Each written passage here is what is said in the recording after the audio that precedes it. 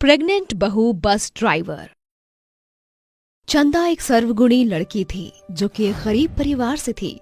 उसकी माँ बीमार रहती थी और पिता बस ड्राइवर थे। ऐसे ही एक दिन वो अपने पिता से कहती है, बाबा मुझे भी बस चलाना सिखा दो ना अपनी तरह।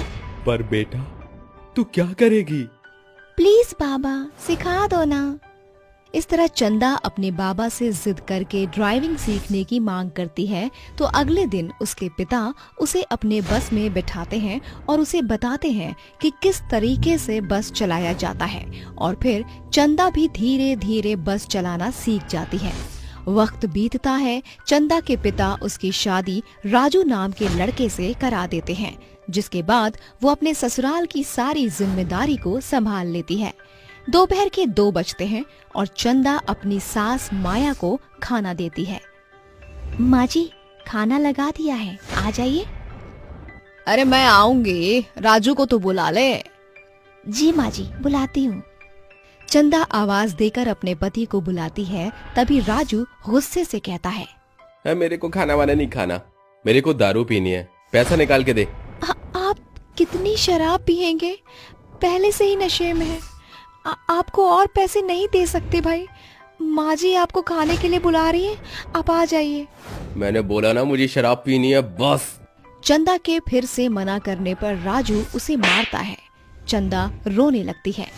आंसू पोंछकर अपनी सास के पास जाती है और कहती है, माँ जी वो तो नहीं आएंगे, मैंने बहुत बोला, मना कर दिया उन्होंने। अरे कोई बात नहीं, तू खा ले और तेरे पापा जी भी आते ही होंगे। दोनों बैठकर खाना खाते ही हैं कि महेंद्र आ जाता है। फिर सब बैठकर खाना खाते हैं।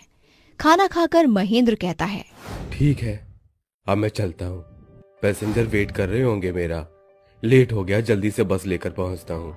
चंदा के पिता की तरह उसके ससुर भी बस ड्राइवर होते हैं। महेंद्र माया को बाय करके चला जाता है। वक्त बीतता है। माया के घर का खर्चा उसका पति चला रहा था। बेटे राजू ने गलत संगत में आकर शराब पीना शुरू कर दिया था। नौकरी ना करके उसने घर का खर्च उठाने में कोई योगदान नहीं दिया, ना ही उसने चंदा की जरूरतों पर ध्यान दिया। इस वजह से चंदा अपनी निजी जरूरतों की मांग भी नहीं कर पाती थी। धीरे धीरे राजू को शराब की और लत लग जाती है, जिससे उसका बार बार पीने का मन करता है। घर से पैसे ना मिलने पर कभी वो घर से चोरी करता तो कभी बाहर से कर्जा मांगकर शराब पीता, लेकिन पीता जरूर था। राजू अपनी पीने की वजह से चंदा को अक्सर मारा पीटा करता था। ऐसे ही एक दिन छत पर सास धूप में बैठी थी और बहू कपड़े सुखा रही थी। तभी बहू को चक्कर आ जाते हैं। अरे बहू बहू तुझे क्या हो गया है एकदम से? इतना बोलकर माया उसके मुंह पर पानी की कुछ बूंदें डालती है। चंदा होश में आती है। तभी माया बोलती है, बहू तू ठीक तो है? अरे अचानक से क्या हो गया? माँ जी पता नहीं, सुबह से चक्कर आ रहे हैं और घबराहट भी हो रही है। क्या सच? तुझे खट्टा खाने का भी मन कर रहा है क्या? हाँ माँ जी कर तो रहा है। अरे तूने तो मुझे खुशियाँ दे दी, अब तो मैं दादी और तू माँ बन जाएगी। सच माँ जी? इसका मतलब मैं प्रेग्नेंट हूँ? हाँ बहू।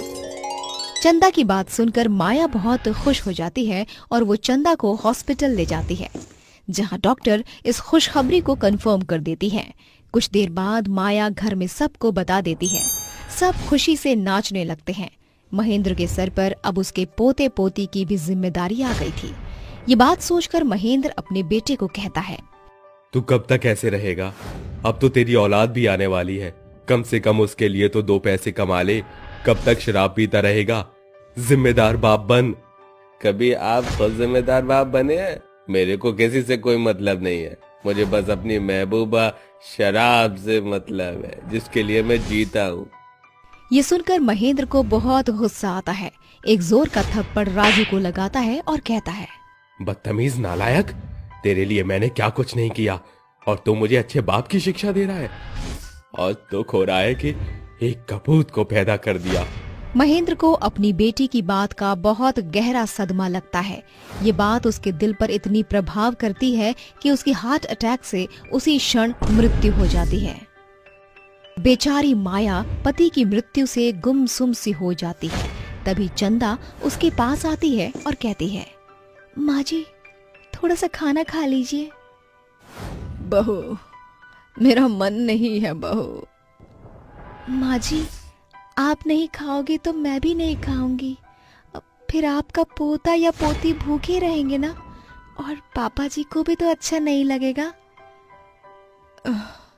तू कहती है तो खा लेती हूँ। ये बोलकर माया खाना खा लेती है और अपनी बहू को भी अपने हाथ से खिला देती है। 3 हफ्ते बीत जाते हैं। घर के सारे पैसे खत्म हो जाते हैं। घर का खर्चा चलाने के लिए कुछ नहीं होता। तभी चंदा कहती है, माँ जी, घर में रखे बचे कुचे पैसे भी खत्म हो गए और राशन भी आज का ही है। अब हम पर कल के खाने के लिए कुछ भी नहीं है और राजू जी तो किसी चीज़ में मदद करेंगे नहीं। तो मैंने सोचा है कि माँ जी, पापा जी की बस चलाकर हम अपना पेट पाल सकते हैं। अरे नहीं बहू, बच्चे को कुछ हुआ तो?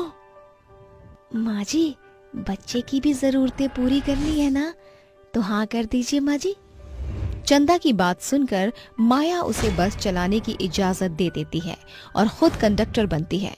अगले दिन से दोनों बस डिपो पर पहुंच जाते हैं, जहां माया बोलती है, रामपुर रामपुर जल्दी से आ जाओ, ये बस रामपुर के लिए निकलने वाली है। रामपुर रामपुर। माया के इतना बोलते ही सवारी बस में चढ़ जाती है और चंदा बस चलाना शुरू कर देती है। चंदा आराम से बस चलाती है और माया सबको टिकट देकर पैसे इकट्ठे करती है। शाम को दोनों घर आती हैं तो पहले दिन उनकी कमाई बहुत अच्छी होती है और माया कहती है, अरे चंदा बहू देख, आज कितने सारे पैसे इकट्ठे हो गए। हाँ माँ जी, लेकिन हमें ये पैसे उनसे छुपा कर रखने होंगे। हाँ बहू, सही कह रही हो। इस तरह चंदा और माया बस चला चला कर अपने भविष्य के लिए पूंजी जोड़ने लगते हैं। ऐसे ही एक दिन बस चलाकर आते वक्त राजू देख लेता है और बोलता है, ला पैसे दे मुझे, शराब खत्म हो गई मेरी। नहीं, मैं आपको नहीं दूंगी।